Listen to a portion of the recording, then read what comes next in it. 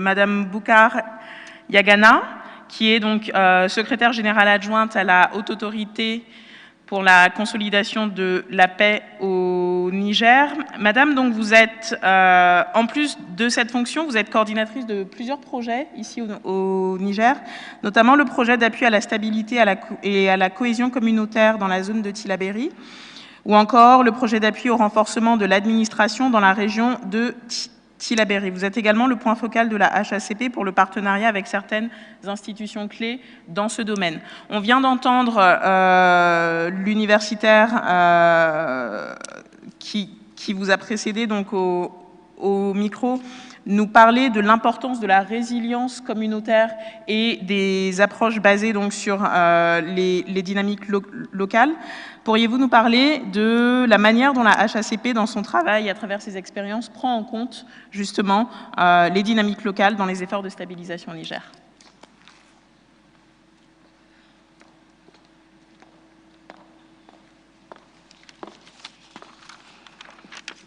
Bonjour tout le monde.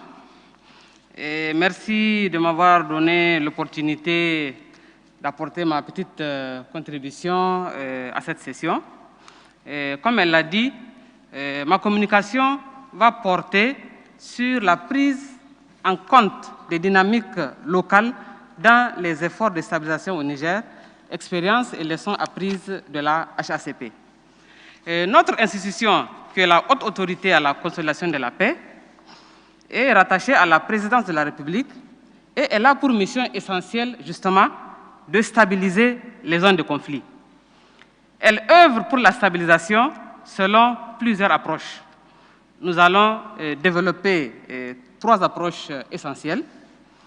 Nous avons d'abord l'approche de dialogue politique de concertation. Comme vous le savez, dans les zones de conflit, ou celles qui sont sujettes à diverses menaces, les relations entre groupes sont souvent tendues. Des incompréhensions, des suspicions, des accusations, des frustrations peuvent naître et se développer. Et donc, la HACP, dans ce cas, engage donc, dans ces zones des actions de dialogue politique avec les communautés afin de recréer la confiance, atténuer les tensions communautaires, déconstruire certains discours qui sont adressés aux communautés et réconcilier aux besoins en vue de créer les conditions de paix, de cohésion sociale et de tolérance au sein des communautés. Ce dialogue, on le fait comment? Ça se matérialise par des rencontres, des forats, des caravanes de sensibilisation qui ont également l'avantage de marquer la présence de l'État dans les territoires les plus éloignés. Parce que la HACP se rend ou va dans des contrées très éloignées, là où les autres ne vont pas. Et donc, ces contacts répétés avec les populations permettent de gagner, comme l'a dit ce matin le général, de gagner le cœur et les esprits des communautés. Mais aussi, ça permet de les détourner de certains messages de groupe. Donc, ça permet aussi de déconstruire donc, certains messages, mais aussi de faire évoluer positivement leur perception de l'État. Donc nous faisons beaucoup de dialogues, beaucoup de rencontres vraiment avec les communautés et on le fait de façon très régulière. C'est une activité en tout cas phare et régulière que la HACP conduit. Mais aussi, c'est à travers ces cadres de dialogue et de concertation que la HACP arrive à recenser, à identifier les préoccupations des communautés et en vue donc d'apporter des solutions ou des réponses adéquates aux besoins pressants et prioritaires exprimés par elles-mêmes, ce qui est très important. Parce qu'on fait le dialogue, on va vers les communautés, ils parlent eux-mêmes de leurs besoins et de leurs problèmes, et la HACP essaie d'apporter des réponses et des solutions concrètes à ce que les populations demandent. Et là, vous conviendrez avec moi que les services qui sont rendus à la population pour des besoins qu'elle-même elle a exprimés, en tout cas, sont les plus précieux pour eux. Ça, c'est ce qui concerne l'approche du dialogue politique de concertation. La deuxième approche que la HACP adopte est l'approche sécuritaire. Et vous avez bien entendu ce matin, quand son Excellence, Monsieur le Premier ministre, disait que la solution militaire seule ne suffit pas. C'est pourquoi, parallèlement aux opérations qui sont menées par les forces armées nigériennes, avec l'appui de leurs alliés, la HACP contribue à assurer les fonctions régaliennes de l'État en renforçant l'administration territoriale, en appuyant la mobilité des forces de sécurité intérieure, mais aussi la mobilité des autorités administratives et judiciaires pour protéger les populations. Parce qu'il faut que les autorités partent vers les populations. En ce moment, ils sauront que l'État existe. En ce moment, ils auront le sentiment que l'État est là pour les protéger et apporter donc des solutions à leurs besoins. On peut citer par exemple des initiatives de soutien aux efforts de l'État, comme par exemple le renforcement des conseils départementaux de sécurité que la HACP conduit. Donc ces conseils départementaux de sécurité sont des démembrements du Conseil national de sécurité. Donc ces conseils au niveau départemental sont chargés de coordonner sous la direction des préfets les services en charge de la sécurité, de la justice, en vue de renforcer la légitimité et la présence de l'État et d'apporter des réponses adéquates aux besoins de protection des populations. Et l'action en faveur de ces conseils départementaux de sécurité consiste à appuyer chaque mois la tenue de réunions de conseils de sécurité extraordinaires qui sont élargis aux leaders religieux, aux chefs coutumiers.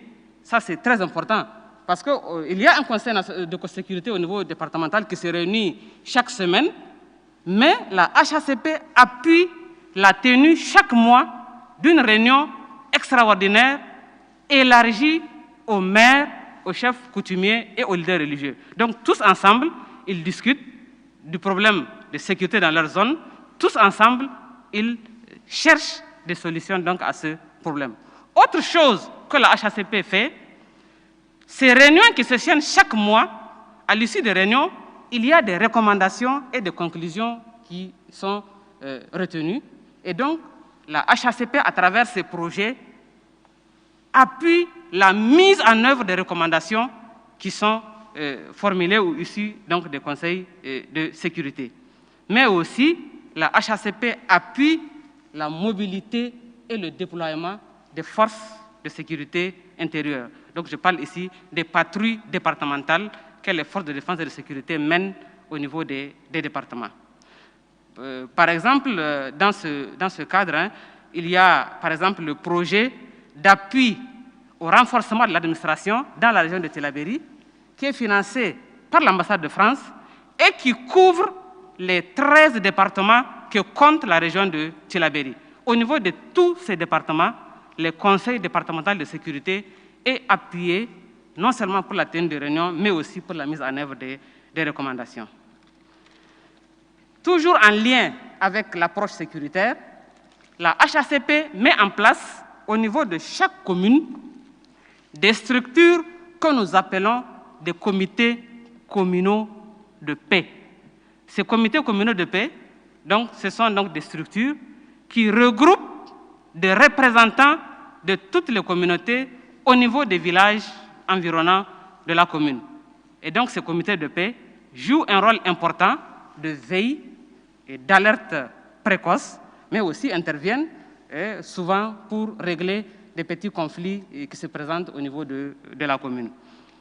Toujours en lien avec l'approche sécuritaire, la HACP, depuis plusieurs années, met en place plutôt des unités de police municipale au niveau des communes. Et donc, ces policiers municipaux aident aussi à la sécurité, à la stabilité, mais aussi, de l'autre côté, aident la commune dans le recouvrement des taxes qu'ils prélèvent. Et donc, en matière, toujours avec la sécurité, la HACP aide l'administration judiciaire à se déployer avec l'appui des forces de sécurité intérieure. Donc, nous organisons souvent des jugements forains, la justice délocalisée, pour donner la preuve ou le sentiment que la justice est rendue et pour lutter contre l'impunité qui est source de frustration, comme vous le savez, dans ces zones de conflit. Donc, par rapport à ça, nous avons par exemple un projet qu'on appelle le projet Judiciarisation Tillabéri, qui a pour objectif d'accélérer l'instruction des dossiers et un traitement judiciaire rapide des prévenus suspectés d'avoir participé aux actions de groupes armés non étatiques, mais aussi d'améliorer la collaboration entre les acteurs de la chaîne pénale. Voilà pour ce qui est du volet ou de l'approche sécuritaire que la HACP mène. La troisième approche, et la dernière que je vais aborder, c'est l'approche économique. Beaucoup de discours que nous avons entendus ce matin l'ont rappelé. Il faut que les efforts de l'État soient soutenus dans le renforcement de la résilience des populations à la vulnérabilité. C'est ainsi que la HACP développe des initiatives socio-économiques à impact rapide, identifiées par les communautés elles-mêmes comme étant leur priorité, et très souvent c'est inscrit sur les plans d'investissement annuels des communes. On peut citer par exemple des activités à haute intensité de main-d'œuvre à l'endroit des populations, et par exemple les récupérations des terres, des activités génératrices de revenus comme la reconstruction de cheptels, des banques aliments bétail qui sont donc mises en place, des banques céréalières, mais aussi la délivrance des services sociaux de base avec les infrastructures hydrauliques qui sont réalisées. Tout cela pour renforcer les moyens de subsistance des communautés. Et c'est la mise en œuvre de ces projets, ce qui est important, c'est assuré par les services techniques déconcentrés de l'État et le pilotage est souvent fait par l'administration publique locale, ce qui permet de rétablir la crédibilité et la légitimité de l'État aux yeux des populations vivant dans ces zones. Et pour conclure, les trois approches de stabilisation reposent, comme l'a si bien dit ce matin encore le Premier ministre, sur la mobilisation de l'État et des communautés. Donc, dans ce sens, vraiment, la HACP, sur fonds propres de l'État et avec l'appui des partenaires, met en œuvre plusieurs projets dans les zones de conflit donc au Niger. Voilà, on m'a demandé de le faire en 5 minutes, de façon très ramassée. Voilà les quelques expériences de la HACP en matière de stabilité au Niger. Et je vous remercie.